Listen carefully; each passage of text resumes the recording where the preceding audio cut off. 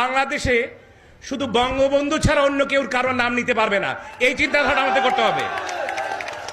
So সেই চিন্তা করতে হলে পর আপনি যখন সেই চিন্তা করবেন তখন আপনাকে অনেক ভালোবাসা দিতে হবে, যেটা কিনা আমি প্রথমেই বলেছি আমাদের প্রিয় নবী করেছেন।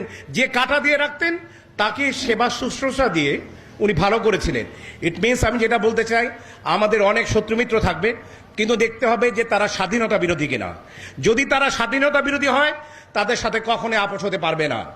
যদি স্বাধীনতা বিরোধী না হয়, যদি আমরা বঙ্গবন্ধুতে বিশ্বাসী না হয়, তাদেরকে যদি বলে কয়ে আমরা বঙ্গবন্ধুতে বিশ্বাসী বানাতে পারি, আমার মনে হয় 1 বছরে যদি 10 জনকে বিশ্বাসী বানাতে পারি, আমরা মনে করি, আমি ব্যক্তিগতভাবে মনে করি বঙ্গবন্ধু সাংস্কৃতিক গোষ্ঠীর সেন্ট্রালের প্রেসিডেন্ট হিসাবে আমি ব্যক্তিগতভাবে আমি মনে করব যে ওইটাই আমার জয়, যে আমি 10টি লোককে অন্তপক্ষে বঙ্গবন্ধুর ব্যাপারে কোনো দ্বিমত পোষণ করতে পারছে না।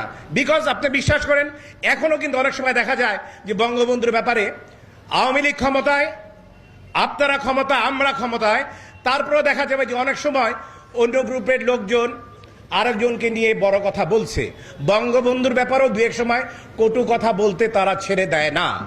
আমার কথা হচ্ছে, আমরা সেই জনদের ভালোবাসা দিয়ে, আদর দিয়ে বা যে কোনোভাবেই হোক তাদেরকে একটি জিনিসের মধ্যে, একটি জিনিসে স্ট্যান্ড করাতে হবে। তোমরা যে কোনো ব্যাপারে কথা বলো, বাট যখন বঙ্গবন্ধুর ব্যাপারে কথা বলবে সেই ব্যাপারে কোনো রকম মতবিরোধ থাকতে পারবে না। কিরকম, আমি ছোট্ট একটি উদাহরণ দেই, আমি 2-1টি উদাহরণ দেই। আমরা যদি